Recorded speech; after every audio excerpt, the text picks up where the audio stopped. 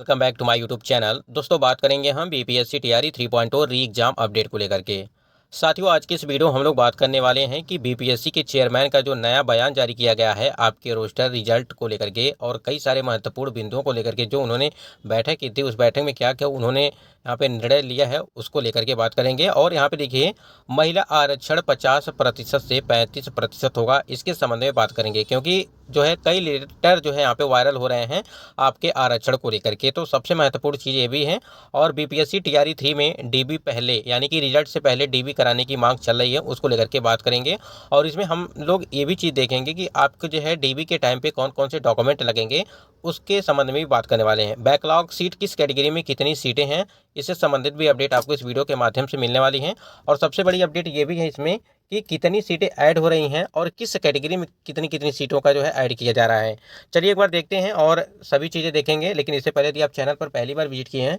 तो चैनल को भी सब्सक्राइब कर लीजिएगा। अगर वीडियो अच्छा लगे तो ज़रूर लाइक करके जाइएगा। स्क्रीन पे आप देख पा रहे हैं कि यहाँ पे बिहार सरकार यानी कि सामान्य प्रशासन विभाग की तरफ से एक लेटर जारी किया गया है। और इस लेटर में आप देख पा रहे हैं कि मोहम्मद सिराजुद्दीन अंसारी सरकार के अवर सचिव और सेवा में उप सचिव शिक्षा विभाग बिहार पटना। ठीक है, यहाँ पे देखिए यहाँ पे जो अपडेट दी गई है आपके आरक्षण से संबंधित स्क्रीन पे आप देख पा रहे हैं कि यहाँ पे नीचे दिया गया है कि टीआरई 1, टीआरई 2, टीआरई 3 की कक्षा 1 से 8 में क्षैतिज महिला आरक्षण लागू करने हेतु सामान्य प्रशासन विभाग बिहार पटना के परिपत्र संख्या 2342 दिनांक 15/2/2016 का पालन नहीं किए जाने के संबंध में। अब यहाँ पे जो आरक्षण संबंधित जो भी मुद्दा है, चाहे 50% आरक्षण हो चाहे 35% आरक्षण हो, अगर आपको पता है कि अगर आपको आरक्षण का लाभ मिलता है, अगर आपको आरक्षण का लाभ नहीं दिया जा रहा है और उसका खुलासा हो जाता है तो इसी प्रकार से लेटर यहाँ पे जारी किया जाता है। तो कहीं ना कहीं जिनको भी आरक्षण का लाभ नहीं मिला, समझिए उनको तो एक तरह से नुकसान हुआ ही। और भी कई सारे कैंडिडेट के साथ ये सारी चीज़ें देखने को मिली। लेकिन सबसे पहले देखते हैं कि निर्देशानुसार उपयुक्त विषय ईमेल आईडी यानी कि ramdaspatnaBihar@gmail.com अभ्यावेदन दिनांक 29/7/2024 द्वारा प्राप्त आवेदन के माध्यम बिहार लोक सेवा आयोग पटना द्वारा आयोजित जो यहाँ पे टीआरई 1, टीआरई 2, टीआरई 3 के कक्षा 1 से 8 में क्षैतिज महिला आरक्षण लागू करने हेतु सामान्य प्रशासन विभाग बिहार पटना के परिपत्र संख्या जो है 23 दिनांक जो है 15/2/2016 का पालन नहीं किए जाने के संबंध में पत्र प्राप्त हुआ है। ठीक है, यानी कि जो भी आपकी भर्ती प्रक्रिया कराई गई थी, चाहे वो आपकी टीआरई 1 हो, चाहे टीआरई 2 हो, चाहे आपकी टीआरई 3 हो, सभी को लेकर के यहाँ पे बातें की गई हैं कि जो भी यहाँ पे आरक्षण संबंधित छूट दिए जाते हैं, जैसे हमने आपको बताया, चाहे वो 50% हो। आपको पता है कि 50% जो आरक्षण है वो पीआरटी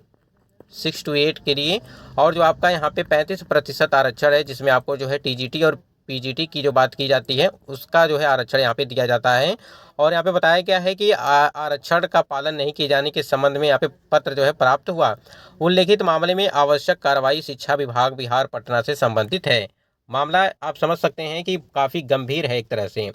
यानी कि देखिए जो भी भर्ती प्रक्रिया आपकी कराई गई, चाहे टीआरई 1 की भर्ती प्रक्रिया हो, चाहे टीआरई 2 की भर्ती प्रक्रिया हो, और टीआरई 3 में अभी देखिए आपका रिजल्ट जारी नहीं किया गया है, तो उसमें किस प्रकार से रिजल्ट तैयार किया जाता है, क्या आरक्षण लागू किया जाता है, किस प्रकार से नियम उसमें लगते हैं, वो रिजल्ट आने के बाद ही चीज़ें पता चलेंगी। क्योंकि देखिए जब तक रिजल्ट नहीं आएगा तब तक कैसे पता चलेगा कि आपका जो है आरक्षण लागू किया गया है या नहीं किया गया है। देखिए कागज़ों में तो आपको आरक्षण संबंधित सारी चीज़ें दी जाती हैं, लेकिन जब रिजल्ट की बारी आती है तो उसमें आरक्षण संबंधित कोई भी चीज़ें देखने को नहीं मिलती हैं। अगर आपको याद होगा तो जब आपकी कट ऑफ गई थी, यानी कि अगर हम टीआरई 2.0 की भर्ती की बात करें तो आपकी कट ऑफ गई थी 89 पीआरटी की।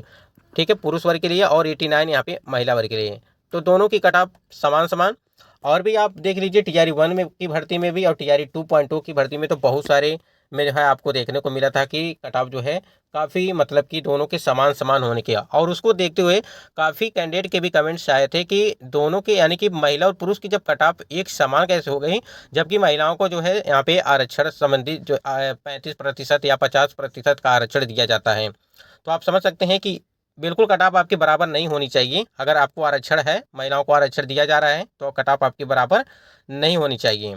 ठीक है, और उसी के संबंध में ये लेटर यहाँ पे जारी किया गया है कि यानी कि पालन नहीं किया जा रहा है। लेकिन आपको बता दें कि इसका अब यहाँ पे कोई भी मतलब नहीं रह गया। यानी कि जो भी भर्ती प्रक्रिया आपकी करा ली गई, चाहे टीआरई 1 और टीआरई 2 हो, अगर टीआरई 3 में इस प्रकार से चीज़ें देखने को मिलती हैं तो काफ़ी ज़्यादा हंगामा होगा, आपको पता है। क्योंकि जब टीआरई 1 और टीआरई 2 में आपकी ये खुलासे देखने को मिल रहे हैं कि आपका जो है क्षैतिज आरक्षण को लेकर के कोई भी पालन नहीं किया गया, नियमों का पालन नहीं किया गया, तो टीआरई 3 में अगर इस प्रकार से चीज़ें होती हैं तो मामला कोर्ट में भी जा सकता है। तो इसलिए यहाँ पे अभी कुछ कहना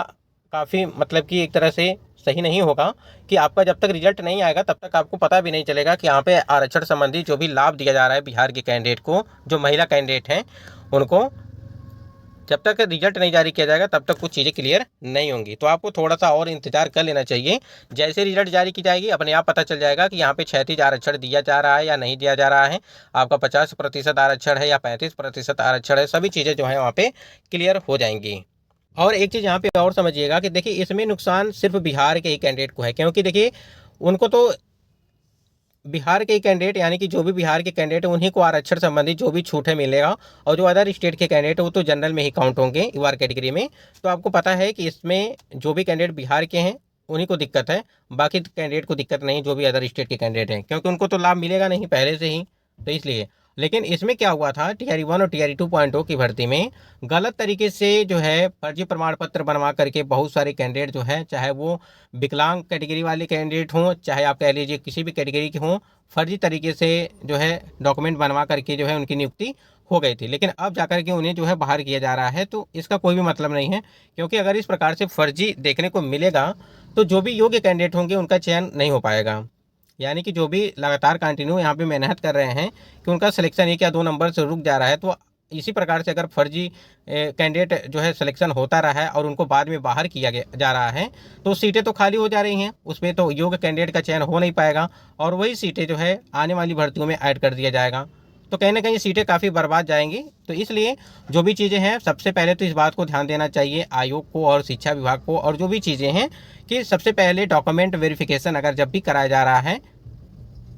तब भी जो है आपको जो है डॉक्यूमेंट वेरिफिकेशन में कुछ ऐसे कैंडिडेट मतलब कि रखना चाहिए, अधिकारियों को रहना चाहिए जिससे सभी चीज़ें क्लियर हो जाएं। यानी कि अगर फर्जी कैंडिडेट हैं तो उनको तुरंत बाहर कर देना चाहिए, ठीक है, इस प्रकार से चीज़ें।